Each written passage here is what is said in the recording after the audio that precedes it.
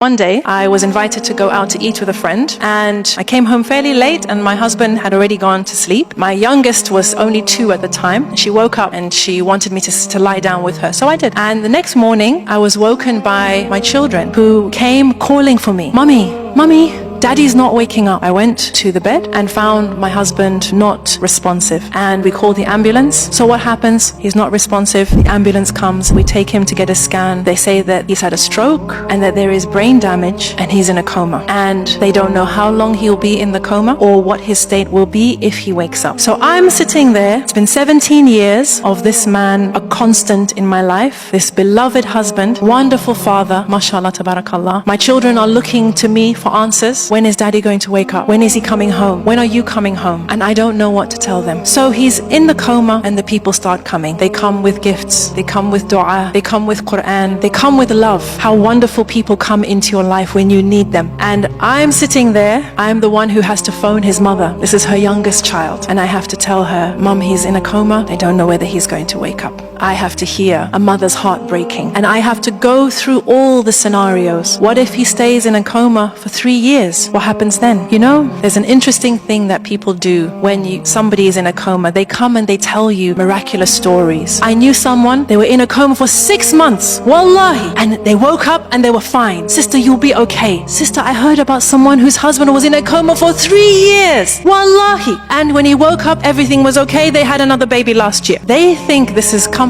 I don't. Because I don't know how to navigate my life with my husband in this coma. But Allah is the owner of the heavens and the earth, and He decides. So, Ya Rab, if he will be in a coma for however long, I accept. Then they say, when he wakes up, he may have severe brain damage. He may not recognize you or the children. I say, Allah is the owner of the heavens and the earth. He decides. And if my husband wakes up and he is no longer the man that he was, I accept. And then what if he doesn't come back? Subhanallah, I went through every scenario, which is what you do. You go through every scenario, what could possibly happen, and Allah gives me the chance to accept each scenario. Say, Ya Rab, this is in your hands. Whatever you decide, I accept. So one day, a sister comes with a story for me. And this was a story that did give me comfort. She said, you know, there was a husband and a wife. They had a daughter. And this daughter, from when she was born, she was very ill. And the doctor said she wouldn't survive past 1 year, 2 years, 3 years, 4 years. But the daughter survived. Until one day she got too sick and they took her into hospital. And the hospital staff said, you have to leave her here. So they come back the next day and the doctors say, it's not looking good. She needs this, she needs that. And the man says to his wife, not yet.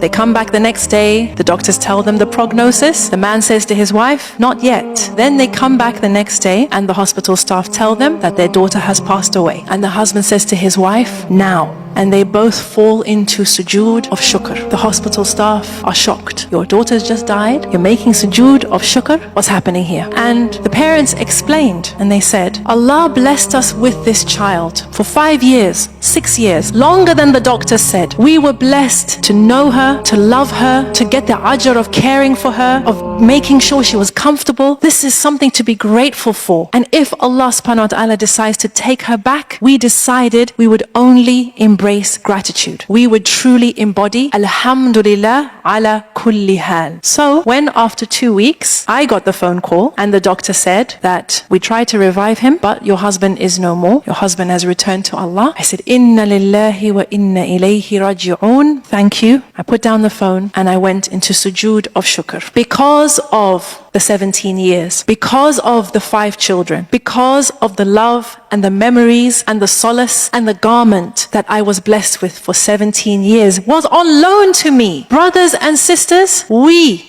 as human beings are ungrateful. If you go to the bottom of almost all our issues, you'll find ingratitude, taking things for granted, thinking we deserve more. Why should I not have what so-and-so has, what I used to have, what I have always dreamt of having? We take for granted the people in our lives, and that includes our spouses. And to be honest, my hunch is that we take for granted our spouse more than everybody else. Why do I tell this story? Because I want those of you who are married, those of you who inshallah will be married, I want you to wake up to the ni'mah that is right there beside you. The fact that another person has agreed to share their life with you, to build a life with you, to tolerate your nonsense, to make excuses for you, to love you in spite of your craziness, this is something to say alhamdulillah for. Comment alhamdulillah if you have reached to this point of the video.